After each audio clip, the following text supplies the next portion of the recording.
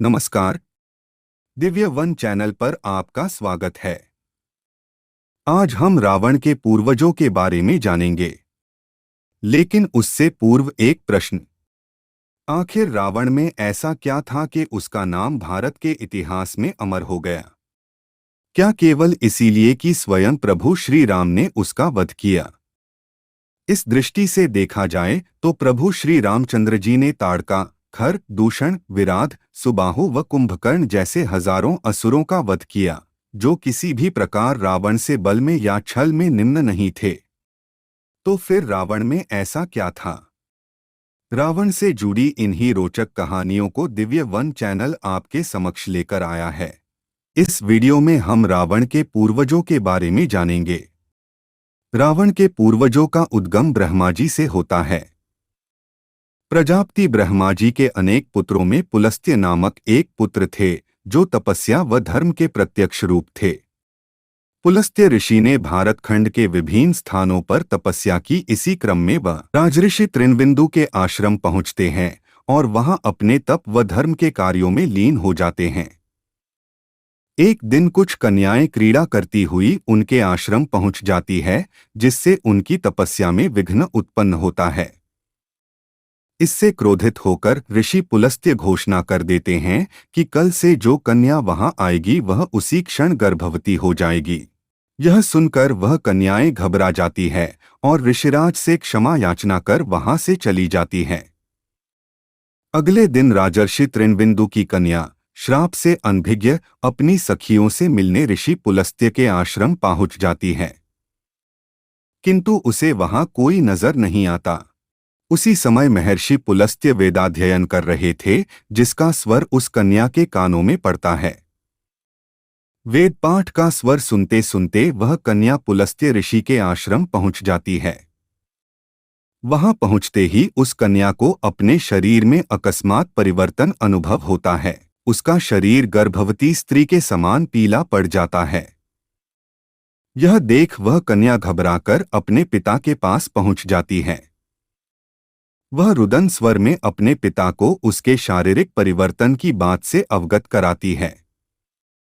ऋषि त्रिनबिंदु अपने तप व अंतर ध्यान की शक्ति से इस सब का कारण जानने में सफल होते हैं और उसी क्षण पुलस्त्य ऋषि के आश्रम पहुंच जाते हैं और पुलस्त्य ऋषि से याचना करते हैं कि वह उनकी कन्या को स्वभिक्षा रूप में स्वीकार कर उसका वरण कर लें। ऋषि पुलस्त्य भी त्रिनबिंदु की इस याचना को स्वीकार कर उस कन्या से विवाह कर लेते हैं। वह कन्या अपने धर्म व अपनी बुद्धि की सहायता से ऋषि पुलस्त्य को सदैव प्रसन्न रखने का प्रयास करती थी।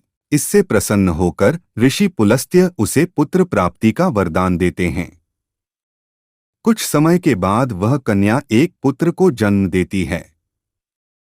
क्योंकि वह ऋषि पुलस्त्य का पुत्र था, वह पौलस्त्य नाम से जाना गया, और क्योंकि वह गर्भ में अपने पिता को वेदाध्ययन करते हुए सुनता था, उसे पुलस्त्य ऋषि द्वारा विश्रवा नाम दिया गया।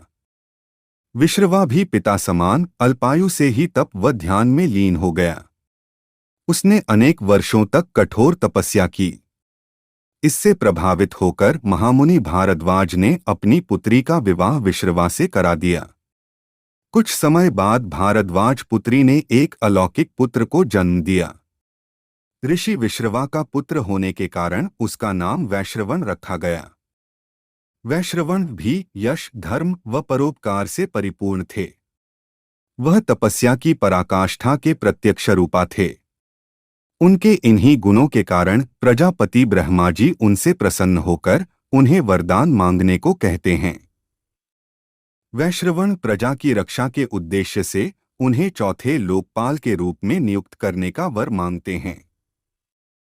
प्रजापति ब्रह्मा जी भी प्रसन्न होकर उन्हें चौथे लोकपाल व निधियों के स्वामी के रूप में वरदान देते हैं।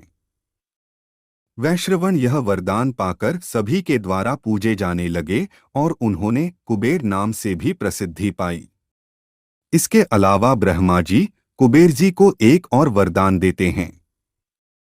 वह वरदान है पुष्पक विमान। जी हाँ, यह वही पुष्पक विमान था जिसने रावण के वाहन के रूप में प्रसिद्धि पाई। वह एक अलौकिक यान था जो अपने वाहक के मनानुसार गति से चलता था। वह ग्रीष्मकाल में शीतल रहता था और शीतकाल में गर्म। वह अपने आकार को बदलने में भी सक्षम था। पुष्पक विमान पाकर कुबेर जी अत्यंत प्रसन्न होते हैं, किंतु अपने निवास स्थान को लेकर व्याकुल रहते हैं। इसी व्याकुलता का समाधान पाने वह अपने पिता ऋषि विश्रवा के समक्ष पहुंच जाते हैं और उनसे निवास स्थान की याचना करते हैं। यह सुनकर ऋषि विश्रवा कुबेर जी को दक्षिण सागर में त्रिकूट पर्वत पर स्थित लंका नगरी जाने का आदेश देते हैं। वह लंका नगरी दरअसल शिल्पराज विश्वकर्मा के द्वारा असुरों के लिए बनाई गई थी, किंतु भगवान विष्णु के भय से सभी असुर लंका नगरी छोड़ पाताल लोक में छिप जाते हैं। यह एक अलग घटना है जिसे हम विस्तार में आगे जानेंगे। बहरहाल पिता के आदेशानुसार कुबेर जी वीरान और उजड़ी हुई लंका नगरी पहुंचते हैं और वह उस पर राज करते हैं। कुछ ही समय में वह उस वीरान लंका नगरी को एक सुंदर और समृद्ध नगरी में परिवर्तित कर देते हैं। यह थी रावण के पूर्वजों की कहानी। वीडियो अच्छा लगा तो लाइक, शेयर और चैनल को सब्सक्राइब जरूर करें ताकि आपको अगले वीडियो की सूचना तुरंत प्राप्त हो जाए। अगले एपिसोड में हम रावण के जन्म और साथ ही असुर राज रावण का ब्रह्मा जी, ऋषि पुलस्त्य, ऋषि विश्रवा व कुबेर जी के साथ संबंध जानेंगे। जय श्री राम।